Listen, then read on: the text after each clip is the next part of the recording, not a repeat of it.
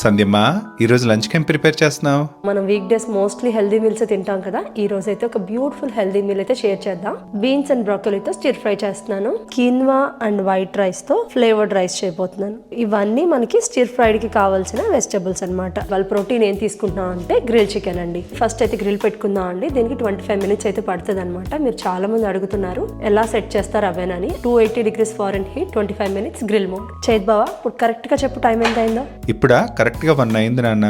Exact 1:30కి hot meal serve చేస్తాను. 2 o'clock again back to work. ఇది టెండర్ బీన్స్ ఇలా వేసేయచ్చు అనమాట. బ్రాకోలీ అండ్ ఫ్రెంచ్ బీన్స్ లో vitamin C and vitamin K పుష్కలంగా ఉంటుంది అండ్ రిచ్ ఇన్ ఫైబర్. పైన కొంచెం సాల్ట్ స్ప్రింకిల్ చేస్తే వెజిటబుల్స్ అన్నిటికి సాల్ట్ పట్టేస్తుంది. సో జస్ట్ 5 minutes స్టీమ్ చేస్తానండి. వెజిటబుల్స్ చాలు క్రంచీగా ఉండాలి. స్టిర్ ఫ్రైస్ చాలా రకాలు చేస్తానండి. ఈ రోజు చేసే దాంట్లో ఏ సాస్ వేయనమాట. ఆయిల్ మరిగిపోయింది. కొంచెం గార్లిక్ కొంచెం అలా వేగుతున్నప్పుడే ఆనియన్, ఇంట్లో ఎండుమిరపకాయలు డ్రై రోస్ట్ చేసి పౌడర్ కొట్టుకున్నానండి. అది మీకు టేస్ట్కి సరిపడినంత. మనం వేసిన ఆనియన్స్ గార్లిక్ ఏమి బ్రౌన్ గా వేగక్కర్లేదండి. ఒక 2 నిమిషాలు అలా వేయించాను. ఇప్పుడు స్టీమ్ చేసిన వెజిటబుల్స్ అని డంప్ చేసుకోండి. ఒక్కసారి హై ఫ్లేమ్ లో టోస్ట్ చేసుకోండి.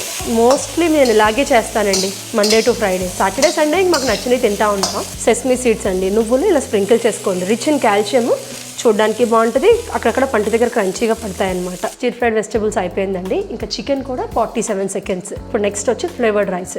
కొంచెం ఆయిల్ అండి, కోల్డ్ ప్రెస్డ్ ఆయిల్స్ వాడుతున్నాను నేను. రిఫైండ్ మానేశాను.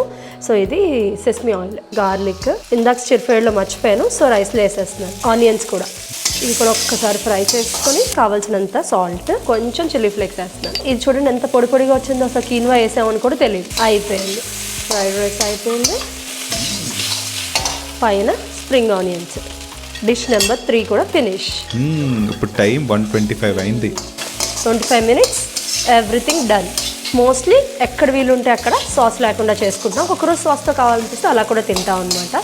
రకరకాలుగా చేస్తానులేండి, మీకు మీల్ ప్లేట్ షేర్ చేస్తూ ఉంటాను. సో మీరు గమనిస్తే ఇందులో రైస్ చాలా తక్కువ ఉంది.